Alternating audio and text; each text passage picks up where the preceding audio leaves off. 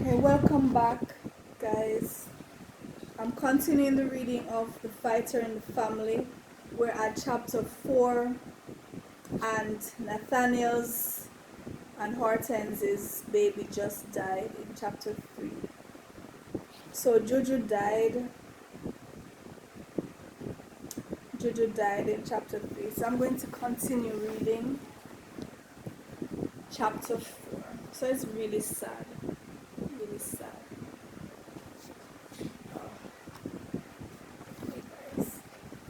Chapter 4. The police had come and had done away with their formalities, and there had been talk of an autopsy. But then they didn't bother, and Hortense was glad because she didn't want anybody cutting up Juju. Before the hearse came from Ochi to take Juju's body away, they had laid him out on the bed inside and covered his body with a sheet. But Nathaniel kept going there to lift the sheet up to see if it was really his boy, and not some mannequin or some gruesome dummy that had been placed there as a kind of prank. Tulsi, for the most part, kept away. She tried to busy herself with gardening, but it was tears that were watering her roses. Rigor mortis had begun to set in a bit, and Juju lay perfectly still. Too still, Nathaniel thought. The man was numb and oblivious to other things in the world, but he didn't even realize that. He hadn't spoken to anyone else since he saw his son fall to the ground. He hadn't given any statements either, though the police had hassled him and had said something about obstruction of something or the other. Nathaniel hadn't eaten or even lay down once, but he had been to the toilet several times, stricken with a brutal diarrhea. It was only after the hearse had driven off towards Ochi, and Nathaniel went back into the house and found that Juju was no longer on the bed, that he gave out one loud, penetrating holler, and then that was it. He did not cry again after that. But his mood did not improve, especially as he had to help dig Juju's little grave. He would be buried around the back of the house, near to the outside bathroom, over by where the rows of cotton grew. That was where Nathaniel's mother and his father and his grandparents and one of his uncles were all buried. Was it fair to ask a man to dig the grave of his son, a young boy who had shown such promise? People had always said that life was not fair. Nathaniel used to think that life was fair. In fact, he had thought that life was so fair and so strict that he had made sure to play by the rules as best he could to avoid having to be inflicted with a negative retribution. If he had done wrong and was duly punished, he accepted his punishment because he knew that life had judged him and penalized him for his wrong. True, there had been some incidences in the past that had caused him to wonder about this fairness business, but he had always found a way to reason around them, and in the final analysis, he had concluded that life was indeed fair. He agreed that if you lived right, life would treat you right, and if you lived wrong, life would treat you wrong, and if you did right and was treated wrong, it was because of some hidden flaw or some error you had made along the way which you hadn't yet realized or understood, or in the universal bigness of things you had somehow fallen through the cracks. But it would all be revealed and rectified in the by and by. But no, he wasn't so sure about these things. Nathaniel was down inside the grave, digging the dirt and tossing it up and looking towards the sky sometimes, and wondering if Hortense was right in saying that Juju had gone to heaven, and his soul was up there in the sky looking down upon them. Why would God give them the boy in the first place, and then turn around and snatch him away so soon, and bring him to heaven to stare down on them, when there were so many things to be done in Walker's Wood? Either God was foolish or spiteful, or had forgotten his lessons in good business management. The minister had said that everybody was leaving the farms and heading for Kingston or other smaller cities. Why would God take away one of the few boys who was willing to stay? A child who dies young will stay close to God. They will walk hand in hand all day, Hortense had said. God gives and he takes away, and we mustn't question it. Every disappointment is for our good. God had no right to take our boy from us, Nathaniel responded. No right and no reason except spite. Don't give the boy in the first place if you plan to take him away so quick. And Hortense had said that in the by and by they would understand it. She was trying to console herself too. But that day when he looked up from the grave and really examined the sky, it occurred to Nathaniel that maybe there was no God after all. That made better sense. No God in his right mind would have allowed Juju to die so suddenly and so viciously. No God would have allowed that kind of tragedy in this world. No God would permit such a thing. Nathaniel was sure that if there had been a God, surely he would have put his great foot down and prevented the fates from taking Juju. God would have found a way to work around it, knowing that Juju was going to be a farmer who would stay in Walker's Wood and grow crops for the nation. So that was the day that Nathaniel decided that there was no God.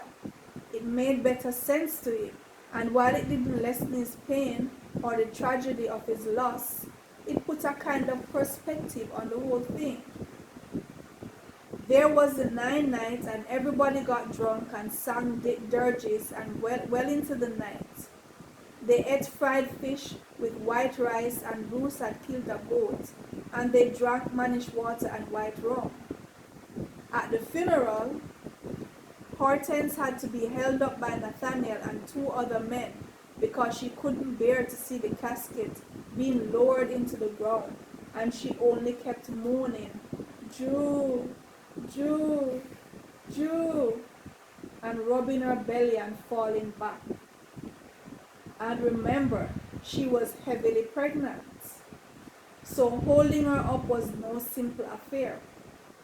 Neither Hortense nor Nathaniel ever went up to that side of the yard for many months. Hortense gave birth to a baby boy in October, in the midst of the rainy season. People said that this boy was Juju, returned, reborn. Hortense asked Nathaniel what he wanted to name the baby, and Nathaniel said that she should be the one to name it. Nathaniel hardly looked at the child. He did not want to become attached because he knew that the baby would die soon. Hortense named the baby St. Clair, for what reason only she knew, but as he grew, they gave him the nickname Turnip, because he was bald except for a tuft of spriggy hair that stood up from the center of his head, like turnip leaves. Though the hair leveled out after time, Turnip he remained. Sometimes Hortense would see Turnip smiling, and no one was there, or reaching for things or pointing at things, and there was nothing. When she told this to the neighbors, they said that surely she should know that Jojo had come back to haunt the baby, or to protect him from other spirits that might be hovering. No, Hortense had taken all the necessary precautions after Jojo died. The older women had told her to rearrange all the furniture, especially in the room where Jojo had slept. But before that was done, everything had been taken out of the house, and frankincense and myrrh had been burnt to drive away Juju's poor, confused little spirit. After Turnip had been born, further precautionary measures had been implemented.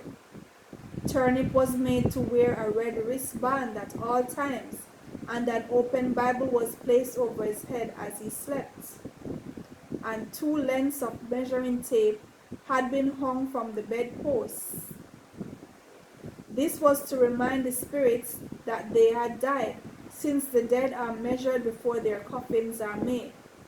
If ever Hortense chanced to walk with Turnip in the evening, or if it happened that night caught them coming home, never ever was Turnip allowed to glance over her shoulders behind him as he was carried, lest Juju should creep up and play with his brother.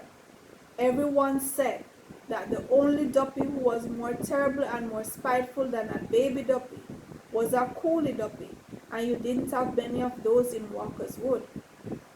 Hortense did not want to drive Juju's spirit to wrath, but she did not want to put Turnip in danger by allowing him to play with his dead brother. Some other spirit, older and more ruthless, might seize the opportunity and use it to his advantage, and find a way to lure Turnip into the bushes. It had happened too many times to count.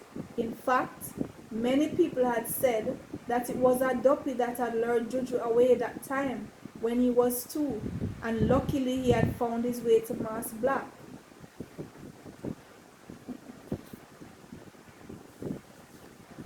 When word got round that Juju was haunting Turnip, Parson came to bless the house, and another round of frankincense and myrrh was in order. Still, if the village children were ever to walk by and smell something cooking, they would quickly chant, "Dog and puss, take my share," which was what children had been told to say in those days, to let Duppies know that they would not be lured away by the delicious odor of Duppy food, no matter how good it smelled, and no matter how hungry they were. In about 6 months or so, there were signs that the farm was falling to ruins. Bruce had moved to Kingston for good, and with every letter he wrote, kept promising to send for Myrtle and the children soon. He had sold all his animals except for 1 cow and the chickens, which Myrtle still used for getting fresh milk, eggs, and meat for dinner. Bruce was still staying at Hilda's house.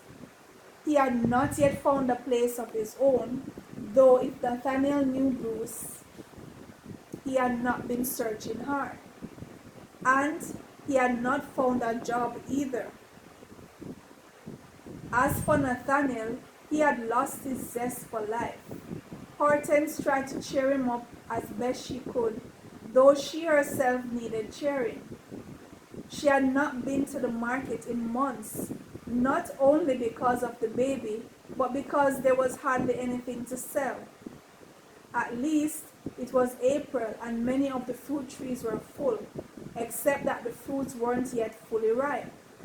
After a fruit tree got to a certain size, it pretty much took over its own affairs, and you really didn't even have to water it or do anything much for it, except turn over the soil every now and again if you wanted, or put some compost. But you really didn't have to. It was one of the differences between fruits and vegetables. The trees were fully grown, and they made do on the rain and the sun and the sustenance that their roots found growing deep beneath the soil. So as soon as the fruit crops were ripe, Hortense would have fruit to go to sell at the market. But those things that needed tending, the vegetables like callaloo and tomatoes and lettuce and yams, were suffering from lack of care. Nathaniel did not have the energy to tend to them. Some withered and wilted, some were taken over by worms or fungus, and others were tangled with weeds that it was hardly surprising that they just drooped over and died. Hortense tried to help out, but it was too much for one woman and a small baby. Plus, she still had the washing and cooking and cleaning and responsibilities at church. What happens during the 6 months after you lose your boy? You stop speaking, except for everyday formalities. And you say just enough to keep your brother from thinking you hate him. Just enough to convince yourself that you're still alive. And just enough to keep your wife from leaving you. When you're asleep at night, or rather trying to sleep, you coil up like a fetus with your knees almost touching your chest, and you rock and shiver, and people say that you talk strange things in your sleep. During the 6 months after you lose your boy, you bathe only when it is absolutely necessary, which could mean once or twice a week, which carried a whole lot of implications. When you lost your boy, you could not pass feces regularly, and you did not eat often, and you started to lose weight so fast that your pants fell off your waist and your shoulder blades stuck out. When you lost your boy, especially if your boy had been a farmer boy who loved to put seeds into the earth and pluck weeds from among the shoots, it made you not want to go out into the fields so much. If you were the chief one responsible for the maintenance of those crops, there was a strong possibility the crops would wither and die, like you were withering and dying inside. Nathaniel's neighbors would often stop by in the evenings and sit with him and Hortense on the veranda, just like they had done in the days before. At first, in the early days and weeks following, they would offer their condolences and tell him wise, old-fashioned sayings that people told each other during those times, tried and tested sayings that did not help at all, but at least showed you care. They expected he would have snapped out of it in due process, like most people did. They commented on what a bright young thing Jojo had been, and how he must be romping and giggling and tickling God that very moment up in heaven. They told Nathaniel to have faith, for the time would come when he would meet Jojo face to face again on the judgment day, which by their unanimous calculations was sure to be coming soon.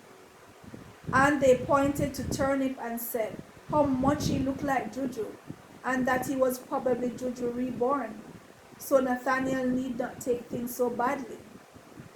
Many from among them, too, had lost young ones. Some had lost 2 or 3. It was the way of the world, across the bear. No parent should have to dig a hole for their child, but so many had, and survived. Nathaniel was to cherish his other son, and see the resemblance and love him more for it. But they did not know that that was the reason Nathaniel did not play with Turnip, or take him into his lap, or talk to him, or carry him down into the fields. He reminded him too much of Jojo. But as the months passed, and Nathaniel seemed not to budge one bit out of his depression, the villagers still came, but they tended to avoid any mention of Jojo. They realized that their words of wisdom had no impact on Nathaniel. Nothing they said could stop him from rooting up every rose bush, every flower that had been growing around the front and sides of the yard.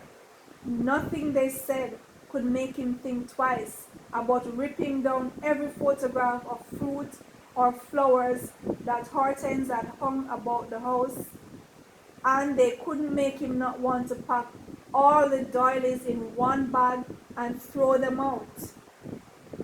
Not even Hortense's pleading and her desperate attempts to hide the flower bed spread and the curtains and the cushion covers could make him not seek them out and throw them away. Nathanael had arrived at one of those forks in the road where people come to sometimes in life, where one road branched this way and the other road branched that way. Well, the road he had decided to take was the road that branched downhill into a deep, bottomless gorge, similar to hell, except that there was no fire. There was only a cold, numb existence, whereby you walked, but your feet didn't touch the ground, and you talked, but your words had no meaning, not even to you.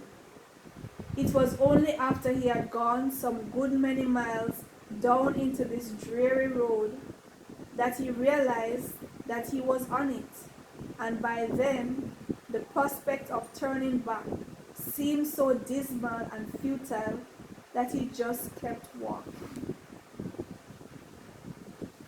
Oh, this is so sad. This is so sad. Nathaniel is so sad. Okay, so that's the end of chapter 4.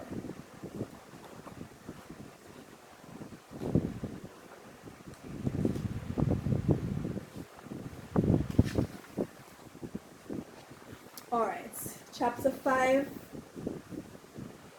When your father died, leaving you a good many acres of land,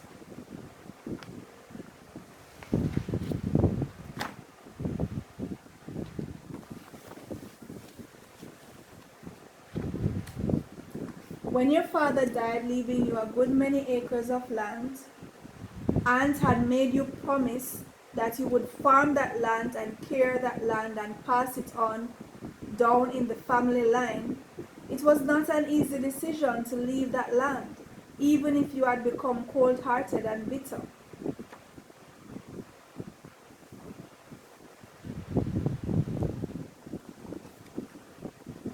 I have to keep fixing my babies so they can hear what I'm saying and see. Alright. And it did not help that Hortense did not want to leave either. All of this will pass, Natty. You soon want to plan things again, she pleaded with him. It's just a little phase, it soon pass. But Nathaniel could not conceive that he would ever want to put his hands in dirt again, much more entrust it with a seed. As a matter of fact, he had been doing some more thinking, and had come up with some brand new thoughts since last he considered the issue as to whether or not God was there. He was there indeed, Nathaniel had decided. He was up there, and his favorite pastime was spiting people. He had even given God a name. He called him Mr. Spiteful. Now, this Mr. Spiteful was a sneaky, tricky fellow who would often befriend you and lead you on and make you believe that all was well and that you were both friends and on good terms. Then out of nowhere he would strike, and before you knew it, you were flat on your face. It was Mr. Spiteful and not the devil who caused hurricanes to come just when you had raised the best crop of bananas in years, and within 6 or 8 hours your lovely banana trees were flattened and useless, and all your investment down the drain. It was Mr. Spiteful who allowed thieves to make off with your coconuts and your mangoes, and with the very fence that you had constructed to keep them out. It was Mr. Spiteful and not the devil who allowed lethal yellowing and mealybugs and other parasites to decimate your crops, and human plagues as well. It was Mr. Spiteful who had either caused or had failed to prevent all these things. In fact, Nathaniel now realized many of those things that everybody thought had been instigated by the devil himself might actually have been caused by Mr. Spiteful, or at least he had had a big hand in it. Perhaps the devil was not so bad a man at all, but had only been given the wrong rap throughout the centuries, being framed by Mr. Spiteful. Perhaps the devil was a jovial, kind-hearted fellow, innocent of most crimes attributed to him, and had just been the victim of some very bad publicity over the years.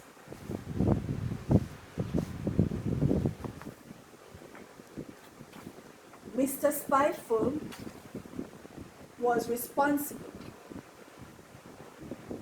because he had the power, and the power to cause it or the power to intervene and prevent it. And why would he create it and then turn around and destroy it, except if he was spiteful? Nathaniel understood now. It must have been Mr. Spiteful who had struck his father down with a bolt of lightning, that honest, humble, hard-working farmer who had not lifted a pebble against a soul in his life. Mr. Spiteful had decided it would be wonderful sport to strike the man down in his field, in the prime of his years, while he was coming home with yams and coconuts for his family. Mr. Spiteful had killed Nathaniel's mother in childbirth, while she was obeying his law to be fruitful and multiply. The mother who was ripped from Nathaniel's life before he even had time to get to know her. God was there, all right. He had been there all along, spiting people. Sometimes now when Nathaniel walked, he would stop suddenly and quickly gaze up, because he figured that Mr. Spiteful was up there eyeing him, waiting to strike. Nathaniel wondered what move the man would make next, what new scheme he had whipped up for his own sadistic entertainment. Was he planning to take turnip too? When? Now or in a few years, after Nathaniel had broken from his shell and had developed a bond with the boy? It seemed to him, based on incidences he had observed, that Mr. Spiteful was a patient man who didn't mind waiting for a good laugh. The longer the wait and the more organized the scheme, the bigger the laugh. Was he waiting to take Hortense after she had borne Nathaniel 3 more children, and he had all dependent and 3 more children, and he and they all depended on her motherly love and emotional stability?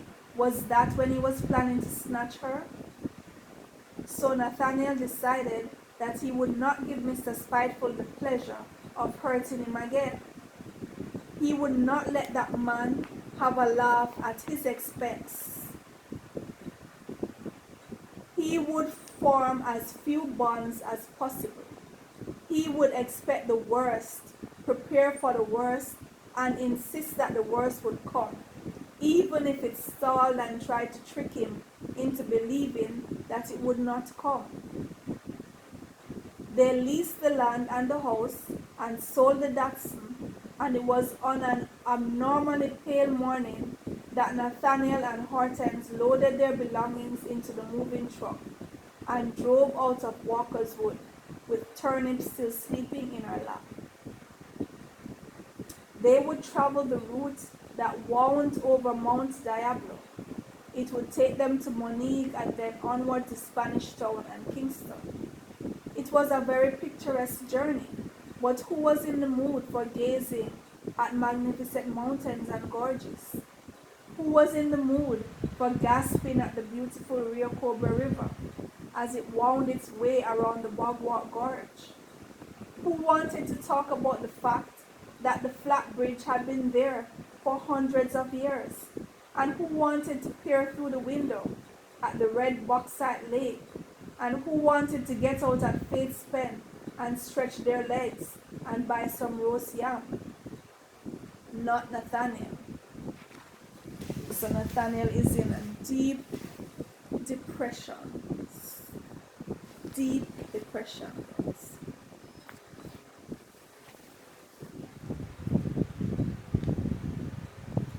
Faith's Pen was just about where St. Anne ended and St. Catherine began. It was located 16 miles south of Ocho Rios. Faith's Pen was a regular travel halt for people headed both to Kingston and St. Anne. They stopped for jerk chicken, curried goat, roast fish, mannish water, fried fish, ackee and saltfish, and roasted breadfruit. And you could get some tea too, or soda. In those days, the vending stalls were located on the other side of the road than they are today, which is, they were on the left heading in the direction of Linstead. You could use the bathroom facilities there, or just take a little stroll and kick the cramp from your legs. But Nathaniel stayed in the truck while Hortense and the driver went in search of roast yam and ackee and saltfish, and he didn't want them to bring him back anything. He was not hungry. He had not been hungry for months. He would not be hungry again for the rest of his life, which he hoped would not be too long. Linstead was a bit noisy, but Spanish Town was where the real bustle started. But nothing could prepare them for the bustle of Kingston. What's worse, the driver was a countryman himself and didn't know his way around the town so well. They were headed to a place called Cassava Peace, which was really in St. Andrew, but the two parishes were sometimes considered as one, especially the urban areas, and neither parish seemed to object. The man did not know that he could have continued on to what is now the Nelson Mandela Highway, make a left turn when he got to Red Hills Road, and then ask for simple instructions to Mannings Hill Road, and Cassava Peace was nearby. The driver only knew his way around Kingston as if it started with King Street as a base, so that's where he went first, which set him back a good 2 hours or so in the midday chaos of downtown Kingston. Another thing was that Cassava Peace was not what they had expected. At least, it was not what Hilda had told them to believe. For starts, the houses there had no real addresses of such. There were no roads or avenues or crescents where you could ask for lot number this or lot number that, just winding lanes of shacks and more shacks. The lucky thing was that everybody seemed to know Hilda, who seemed to have carved out some kind of niche for herself. Smiles spread across the faces at the mention of her name. Nathaniel could not decide if this was good or bad. They didn't know her as Hilda Hector, but they knew her as Hilda, plain Hilda, the way some actresses and other famous people had only one name that sufficed, since they were so special. There could only be one Hilda, at least in Cassava Peace.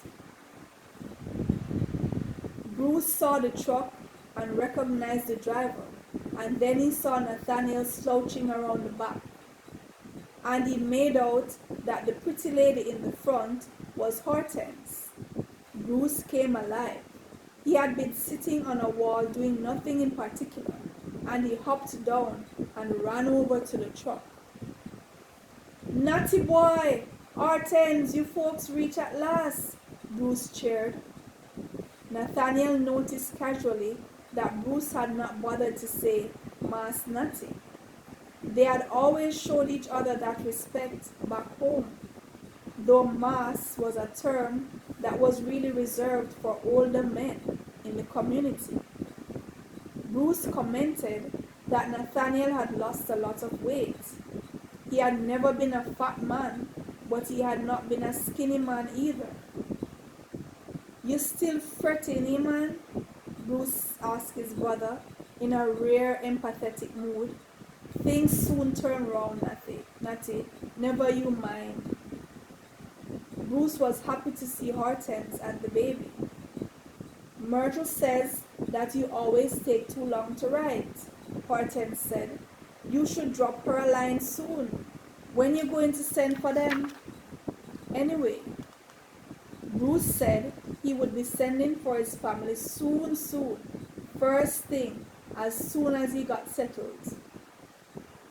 Bruce gave the driver something to drink and a sandwich of some sort, and then the man was off back on his long journey to Walker's Wood. Nathaniel and Hortense said they weren't hungry, but Hortense sat down to breastfeed Turnip. Hilda was not at home, and they came to realize that she was hardly ever at home. It was very striking from the beginning how different this place was from home. They still considered Walker's Wood home. There was nothing called privacy.